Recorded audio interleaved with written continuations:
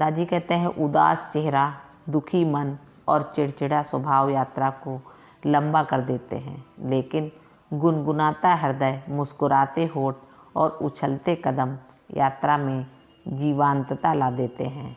अतः जीवंतता का मनोभाव उत्पन्न करें। जीवंत और प्रफुल्ल बने। उदासी, शोक और दुख का बोझ ढोते रहने से बात नहीं बनेगी। आपके दुखी होने का कारण उचित हो सकता है, लेकिन इस दुख को आप कब तक अपने साथ ढोते रहेंगे? क्या दुख इतना कीमती होता है?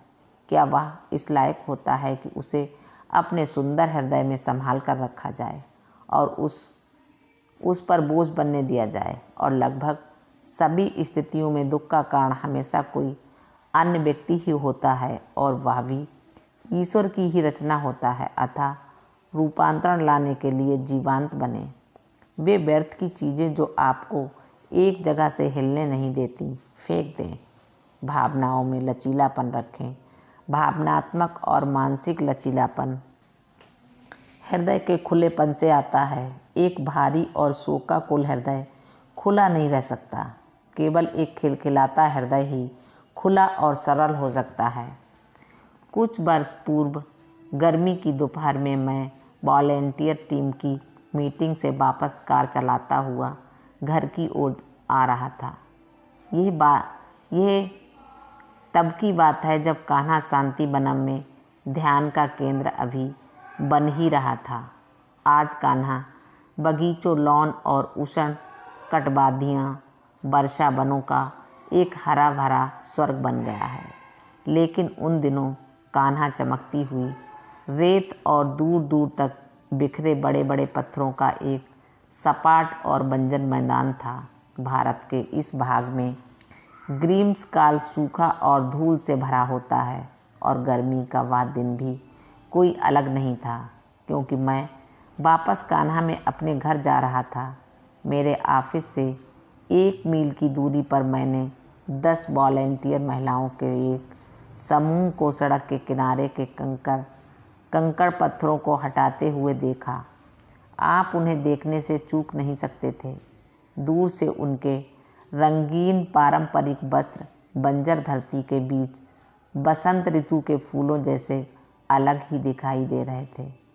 मैं कार चलाता हुआ उनके पास गया और देख सकता था कि कितने आनंद पूर्वक वे कार्य कर रही थीं, मानो 100 डिग्री का मौसम भी उनके लिए कोई मायने न रखता हो।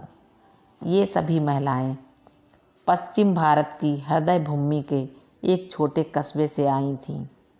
उनकी सरलता, भक्ति और उत्साह ने इतनी जीवंतता उत्पन्न कर दी थी। मैंने गाड़ी एक ओर खड़ी की और उनसे उस दोपहर के बाद अपने घर आने का निवेदन किया। उनके घर पहुंचने पर हम ध्यान में बैठे। उनके हृदय में इतनी भक्ति थी कि ऐसा महसूस हुआ मानो वे दिव्यता का रुख अपनी ओर उतनी ही आसानी से कर रही हो जितनी आसानी से कोई व्यक्ति किसी डाली को एक फूल सूंघने के लिए अपनी ओर खींचता है। ध्यान में कुछ मिनट ही हुए थे कि केंद्र में मुझे एक तीव्र झटका लगा।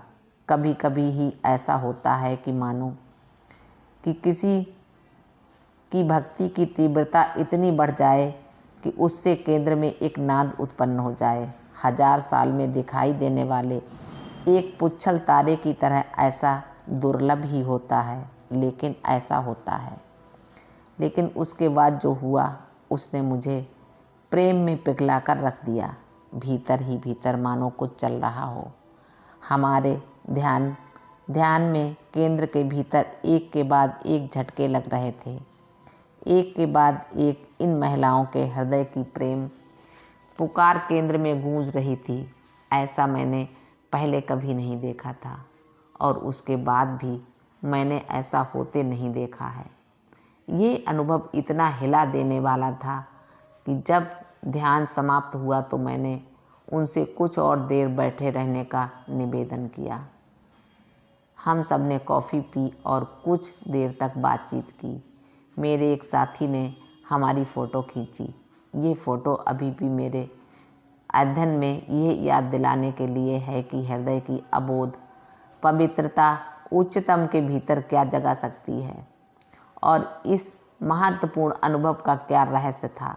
उनका मनोभाव, जीवन और एक दूसरे के प्रति उनके दृष्टिकोण ने कुछ ऐसा निर्मित कर दिया जिसने उच्चतम कृपा को अवतरित होने के लिए मजबूर कर दिया।